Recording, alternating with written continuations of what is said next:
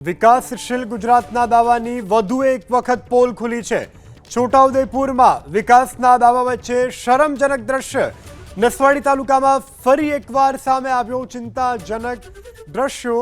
પ્રશાસનના પાપે ખેંદા ગામની પ્રસૂતાને મળ્યું છે વધારાનું દર્દ।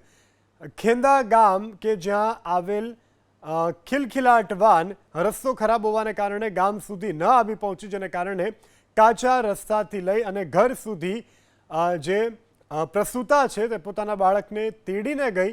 દૃશ્યોમાં પણ જોઈ શકાય છે આ પ્રસૂતા કે જેણે બાળકને જન્મ આપ્યો છે ત્યારે હવે રોડ રસ્તાના અહીં અભાવે ખિલખિલાટ વાન ગામ સુધી ન આવી પહોંચી તો તે પોતાના બાળકને લઈ પગપાળા આવી। બે દ્રશ્યો અલગ અલગ બતાવી રહ્યા છે ખેંદ ગામના કે જ્યારે મહિલાને પ્રસૂતાની પીડા ઉપડી તો તેને જોડીમાં નાખી અને પ્રસૂતા માટે લઈ જવામાં આવી હતી। પ્રસૂતિ બાદ આ મહિલા બાળકને લઈને આવી તો બાળકને લઈ અને મહિલાને ચાલતા પોતાના ઘર સુધી જવું પડ્યું।